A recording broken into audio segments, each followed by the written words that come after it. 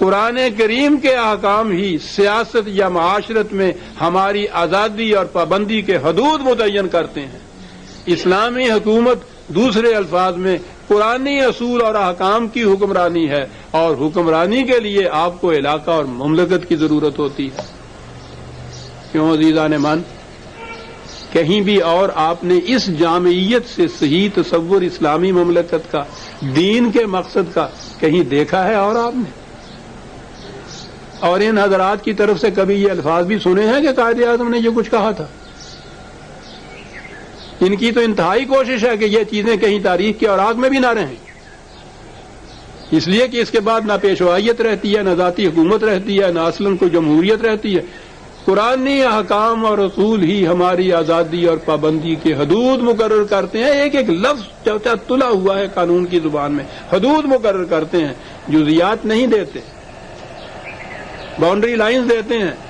ان کے اندر رہتے ہوئے امت باہمی مشورے سے اپنے اپنے زمانے کے تقاضے کے مطابق خود قوانین وضع کرتی ہے، حدود متعین کرتی ہے قرآن۔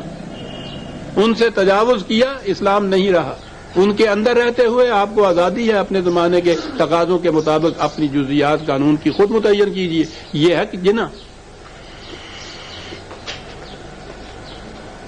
اس کے بعد انہوں نے کہا کہ جب آپ اس کو اسلام کے نام پہ ہی اس مملکت کو حاصل کرنا چاہتے ہیں تو پھر یہ مولوی صاحبان کو ساتھ کیوں نہیں ملا لیتے؟ بڑے متین اور سنجیدہ تھے۔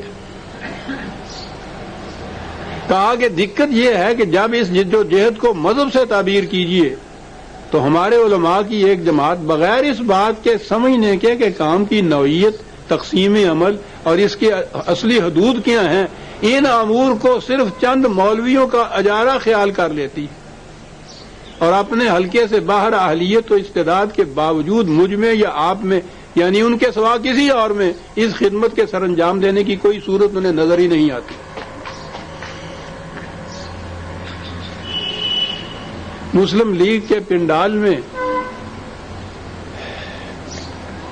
مولوی صاحبان کا ایک وفد آ گیا تھا ان کے پاس، اور ان سے کہا تھا کہ آپ چاہتے ہیں کہ مسلمانوں میں اتحاد رہے، تفرقہ نہ رہے، الگ الگ طبقات نہ رہے، تو اس کی ایک عملی شکل ہم آپ کو بتاتے ہیں کہ جب آپ مسلم لیگ کا جلسہ کریں، اس کے پنڈال میں نماز کے وقت نماز با جماعت کا اہتمام کریں اتحاد کے لیے۔ قائد اعظم نے فرمایا کہ مجھے نماز کی اہمیت سے انکار نہیں ہے، لیکن میں آپ سے پوچھتا ہوں کہ اگر اس قسم کی پنڈال میں جماعت کھڑی کر دی تو اس کا امام کس کو بنایا جائے گا؟ کہا کہ یہ تو ہو سکتا ہے کہ اگر میں کھڑا ہو جاؤں سامنے تو کوئی اس سے اختلاف نہ کرے، لیکن میں تو اپنے آپ میں اس کی اہمیت احساس نہیں پاتا۔ آپ فرمائیے کہ کسی فرقے کے آدمی کو بھی آگے کھڑا کر دیا تو دوسرے فرقے والے جماعت چھوڑ کے الگ کھڑے ہو جائیں گے، ایک پنڈال میں 5 جماعتیں کھڑی ہو جائیں گی۔ یہ اتحاد ہوگا مسلمانوں کا یا مسلمانوں کا تفرقہ ہوگا؟ یہ کچھ وہ جانتے تھے۔ اور پھر انہوں نے بتایا کہ اگر آپ چاہتے ہیں کہ اس ملک سے اسلام کا نام و نشان نہ مٹ جائے تو اس کے لیے پاکستان نہ صرف یہ کہ ایک عملی نصب العین ہے بلکہ یہی اور صرف یہی واحد نصب العین ہے۔ اگر ہم اس جد و جہد میں ناکام رہ گئے تو نہ صرف یہ کہ ہم تباہ ہو جائیں گے بلکہ اس بر صغیر میں مسلمانوں کا اور اسلام کا نام و نشان تک باقی نہیں رہے گا۔ غور فرمایا عزیزان من کہ مطالبہ پاکستان کا مقصد کیا تھا؟ کیا یہ ایک انگریز کی تیار کردہ اسکیم تھی؟ کیا کوئی قادیانی جو ہے وہ اس اسکیم کو، اس مقصد کو اپنے مذہب کا مقصد قرار دے سکتا ہے؟ یہ تھا اقبال کا قرآن کا پیش کردہ تصور، جنا کو جس نے عملاً یہ سب کچھ کر کے دکھاتا۔ باقی رہا انگریز اور جنا، تو کہا یہ گیا ہے کہ جنا انگریز کا اعلی کار بنا یوں ہی بات یاد آ گئی. کسی نے غالب کو، بوڑھا غالب تھا، ماں کی گالی دی تو وہ لکھتا ہے کہ ان کم بختوں کو گالی دینے کا سلیقہ بھی نہیں آتا. بوڑھے کو بیٹی کی گالی دینی چاہیے، جوان کو بیوی کی گالی دینی چاہیے، بچے کو ماں کی گالی دینی چاہیے. جناح کے متعلق اور جو جی میں آئے کہہ لیجئے، جناح کو یہ کہنا کہ وہ انگریز پرست تھا صاحب، بس وہ ایسا ہی ہے جیسا غالب نے کہا تھا کہ انہیں گالی دینی بھی نہیں آتی تھا. یہ بین الاقوامی شہرت کا لیڈر تو بعد میں بنا، مسلمانوں کا لیڈر بھی بہت بعد میں بنا.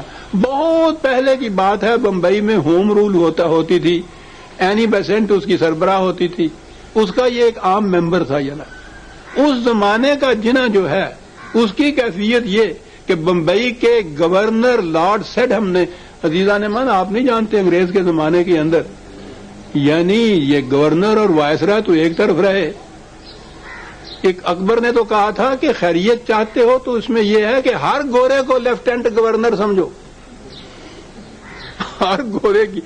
وہاں کے گورنر کے متعلق یہ جناح کھڑا ہو کے اس کے سامنے کہتا ہے کہ یہی ہے وہ رجت پسند جس نے ایک عرصے تک ہندوستان کے خزانے سے بیش بہا تنخواہیں وصول کی، اور اب یہ ایک ایسی سازش کی رہنمائی کر رہا ہے جو کسی شریف انسان کے لیے باعث فخر نہیں ہو سکتی. اندازہ لگائیے، نوجوان بیرسٹر جناح، کوئی شہرت ابھی نہیں ہے، یہ کیفیت اس کے منہ پہ، گورنر کے یہ کہہ رہا ہے. بات آگے چلے گی. 1935 میں انگریز نے وہ سازش ہندو کے ساتھ مل کے کرنا چاہی کہ سارے ہندوستان کو ایک فیڈریشن بنایا جائے اور اس میں مسلمان بہرحال ہندو کے اکثریت کتابیں رہے. جنہوں نے اس کی سختی سے مخالفت کی.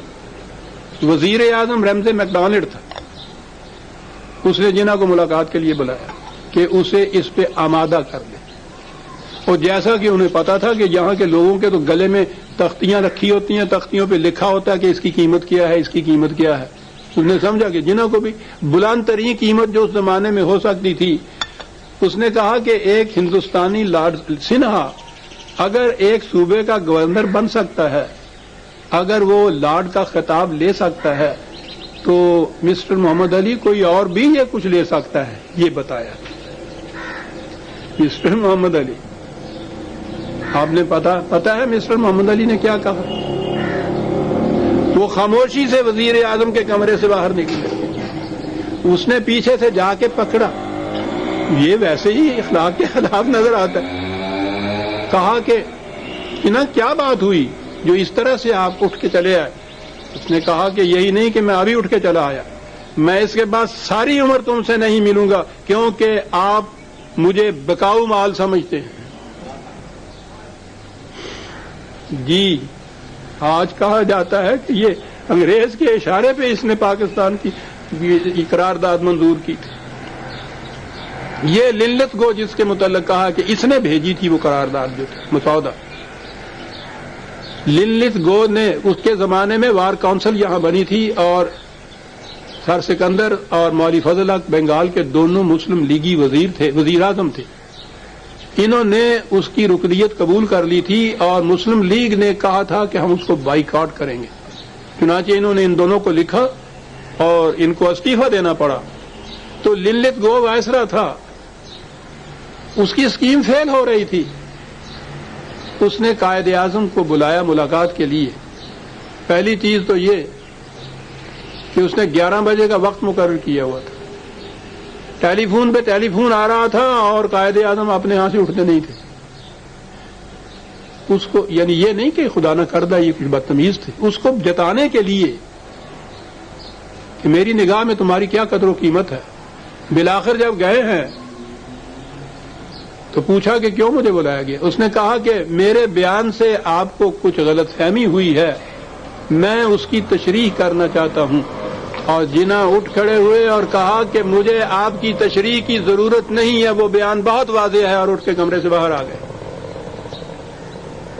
اس پہ تبصرہ کرتے ہوئے ایک مسلمان نہیں، ایک ہندو مسٹر کانجی دوارکا داس، وہ لکھتا ہے کہ یہ دیکھ کر دل میں مسرت کی ایک لہر